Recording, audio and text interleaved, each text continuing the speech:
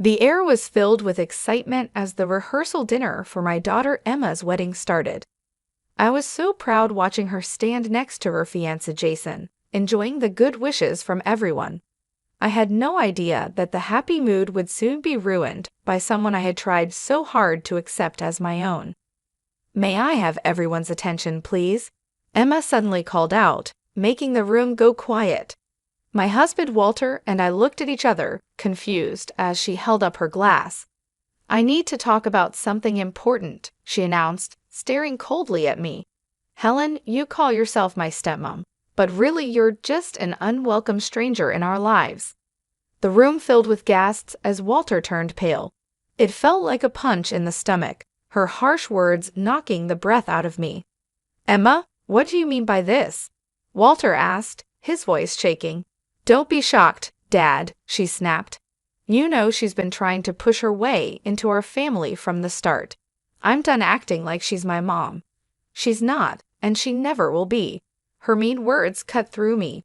I looked for any sign of the kind girl I knew in her face, but saw only dislike and anger. "Emma, please, not here," I begged, my voice breaking. "Why not?" she retorted. "It's my day, and I'll say what I want." Walter clenched his fists, trying to stay calm. "Enough," he said firmly. "We're leaving." Emma just shrugged, smirking as she turned away from us. We had to walk out past all the shocked guests, their stares and whispers making me feel judged as we left. I must have done something to make my stepdaughter hate me so much. The tears I had been holding back finally fell, and I knew then that thing would never be the same.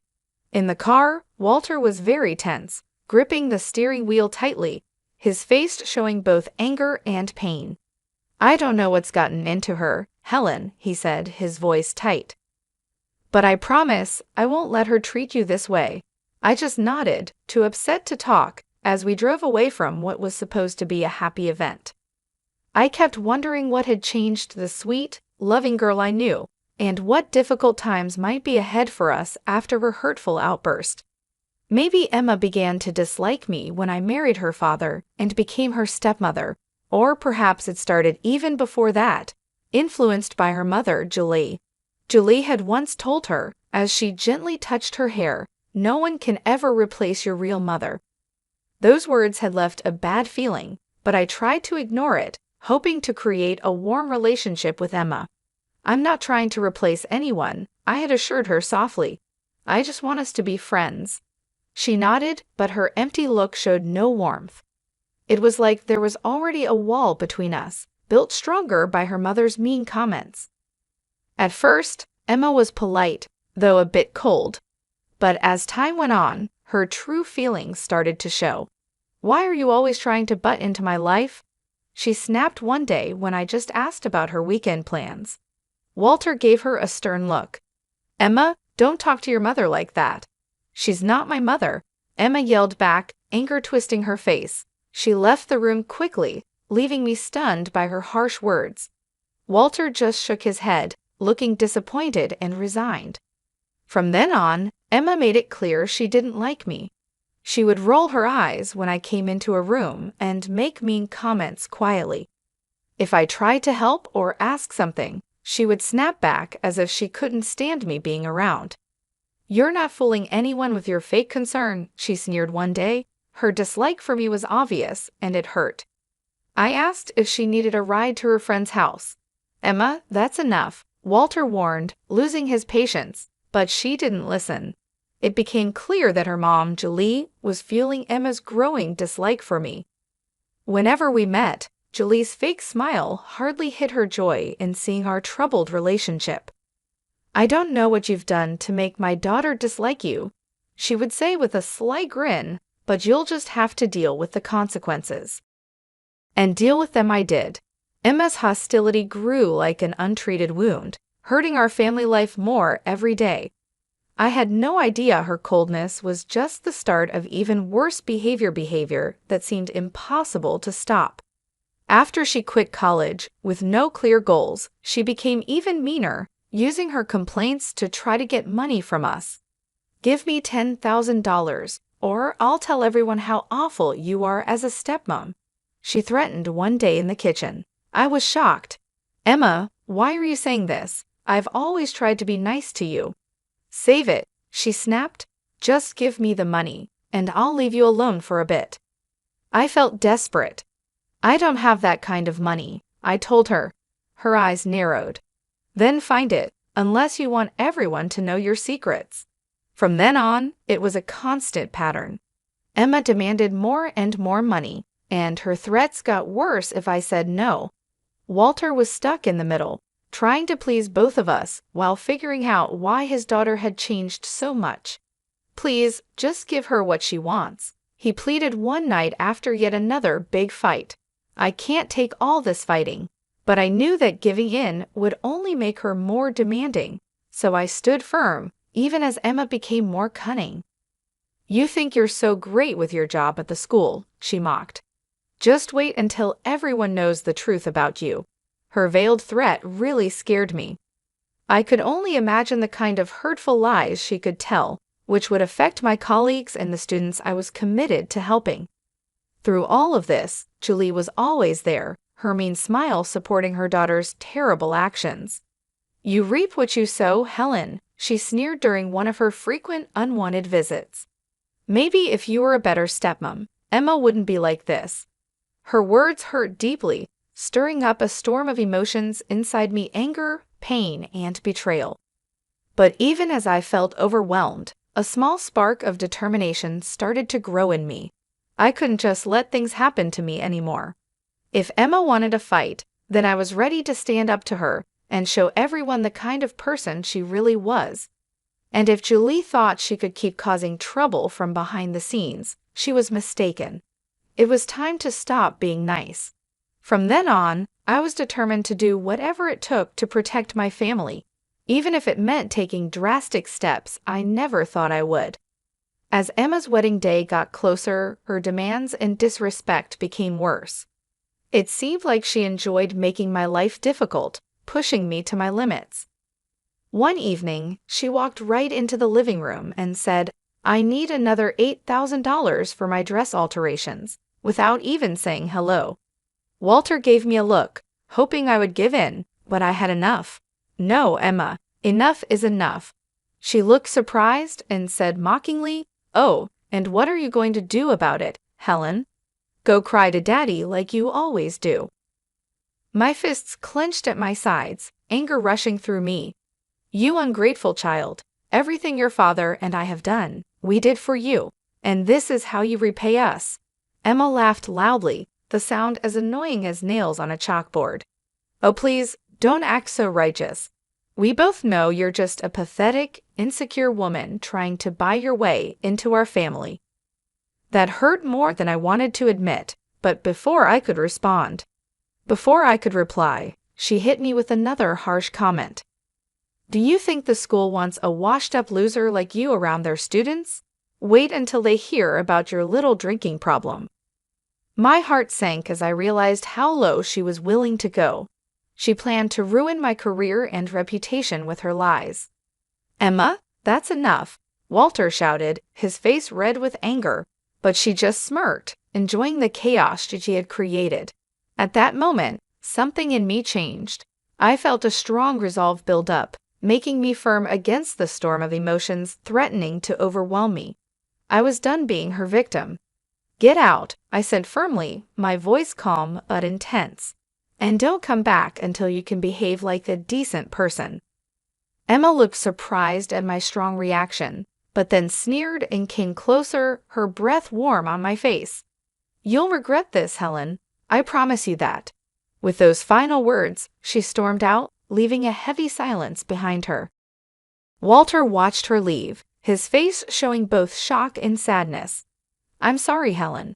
I don't know what's gotten into her, he said tiredly. But I understood now, this wasn't a sudden change. It was the result of long-held bitterness and manipulation, driven by Julie's harmful influence. As I thought about Emma's threats, a firm resolve formed within me. She thought she could destroy my life whenever she wanted with her venomous lies. She was very wrong. If it was a fight she wanted, then I was ready to fight back, and this time I wouldn't play by her rules. Her threats kept replaying in my mind, fueling my determination to show everyone her true character before it was too late. I knew I couldn't count on Walter. His love for his daughter blinded him to the person she had become. I had to act on my own to protect myself and our family. That's when Roger came into the picture. He'd dated Emma a few years ago, before her behavior turned so manipulative and selfish. A chance meeting at the grocery store led to a conversation, and soon things started to make sense. Roger helped me see that Emma was not who I thought she was. Sean shared with me, looking very sorry, "She lied about you and Walter. All of it was lies." I felt a chill as he described how Emma had portrayed me as a controlling stepmom trying to push my way into their close family, and how she made Walter out to be a harsh tyrant. I believed everything she said, Sean admitted, embarrassed. She seemed so believable, full of anger. It wasn't until we split up that I started to see the truth. As he talked, a clearer image of Emma's harmful behavior appeared. She had spun a web of lies for years to turn everyone against me, influenced heavily by her mom, Julie, who was like a master at controlling her. From the start, she's been filling Emma's head with twisted thoughts about you trying to take her mom's place, Sean told me, which made me feel sick as everything started to make sense. All this time, I was the target of their mean plan, painted as the bad guy in their story. But Sean had more to say. He explained that Emma's upcoming wedding was just a cold-hearted plan to get more money and status. "She doesn't love Jason," he said dismissively. "She's just using him to get the lifestyle she wants. Once she's done with him, she'll move on to the next guy." Hearing this confirmed my doubts about Emma's shallow feelings, but it was still hard to accept. After talking with Sean, my head was spinning with all he had told me. For too long, I had let Emma and Julie control the story. Now, with the truth on my side, I was ready to confront them, to break apart their fake story, and show everyone what was really going on. No more being the victim, no more being scared of their threats and lies. It was time to fight back. The day of Emma's wedding was sunny, but inside the church, the air was tense. As I watched her get ready, admiring herself in the mirror, a firm resolve grew in me. Today, the truth would come out. Julie, fixing Emma's veil, cooed, "You look beautiful, sweetheart, just like a princess on her special day." Emma smiled, soaking up her mother's compliments. Seeing this, my stomach turned. Yes, it was like a real-life fairy tale, but I knew the truth behind the facade. I couldn't help but make a sarcastic comment, complete with a handsome prince and a wicked stepmother. Julie glared at me, but Emma just laughed, not seeming to care about the meaning behind my words. "Speaking of wicked stepmothers," she said coldly, "I'm surprised you even showed up, Helen, after how you've treated me. I half expected you to boycott the whole thing." I laughed bitterly. "Oh, believe me, I thought about it, but I wouldn't miss this for the world." Before she could say anything else, Walter appeared with a forced smile. "Everything okay in here?" he asked. "Just peachy, Dad," Emma replied sweetly, her voice dripping with sarcasm. Helen and I were just having a little heart-to-heart. Walter looked like he wanted to ignore the tension. "Well, it's almost time. You ready, kiddo?" Emma nodded, suddenly looking excited to walk down the aisle. As the ceremony began and the music played, I took a deep breath, preparing myself. The ceremony went by quickly, with empty vows and fake smiles. But as Jason and Emma were about to kiss, I knew I had to speak up. "Stop!" I shouted, my voice echoing in the quiet church. Everyone gasped and looked at me. Emma's face twisted in anger, her fists clenched. "What is the meaning of this?" she hissed, her voice shaking with rage. Taking another deep breath, I looked at her firmly. "The meaning, Emma, is that I can't just watch you lie and manipulate everyone anymore." Julie's face went white as she realized what was happening. Before she could say anything, I continued, pulling out strong evidence that Sean had given me. This included texts, emails, and recordings that exposed Emma's deceit. For years, you've lied and turned everyone against me while acting like the victim, I announced confidently. Not anymore. It's time for everyone to know the truth. As I showed everyone the proof of her dishonesty and selfish plans, the room went silent. Emma's composure broke, and her face twisted into an angry snarl. "You liar," she shouted, lunging at me. "How dare you ruin my special day?" But it was too late. The truth was out there for everyone to see. Jason's family looked shocked and disgusted. The crowd's reactions showed that Emma's carefully built facade was collapsing. Standing there, alone and exposed, she seemed like a shadow of the person she used to be. I felt a mix of pity and triumph. The battle was over, and I had won by revealing the harsh truth that had been hidden for too long. The impact of my revelation was like an explosion, breaking apart the illusions we had all lived with. As the quiet turned to noise from the shocked crowd, I prepared myself for the confrontation. "How could you?" Emma yelled, anger written all over her face. "This was supposed to be my perfect day." "Your perfect day was built on lies," I replied calmly, despite the emotional turmoil inside. "Did you really think you could keep deceiving everyone forever?" She tried to answer, but stopped when Jason stepped forward, his face full of disbelief and heartbreak. "Is it true?" he asked desperately, hoping she would deny everything. "Were you just using me this whole time?" For a moment, I almost felt bad for her. Then she smirked, her cold, calculating gaze returning. "Of course not, baby," she said, reaching out to touch his cheek. "You know how much I love you. Helen is just trying to cause trouble like she always does." Emma's words made me clench my fists so hard my nails dug into my palms. I wanted to wipe that fake look of innocence off her face. Didn't she realize it was all over? Apparently not, as she turned her angry look back to me. "This is all your fault," she hissed. "If you had just left things alone, none of this would be happening." Suddenly, a loud voice interrupted us. I turned to see Walter, his face red with anger and embarrassment. "I can't believe what I'm hearing," he said, shaking his head slowly. "My own daughter, lying and using everyone for her own selfish needs." Emma tried to say something, but no words came out. For once, she was speechless, shocked by her father's disappointment. "I don't know you anymore," Walter continued, his voice full of sadness. "The sweet, loving girl I raised, she's gone, isn't she?" The room fell silent as everyone absorbed the weight of his words. Emma and Julie, her mother, locked eyes, silently challenging each other. Finally, Julie spoke harshly.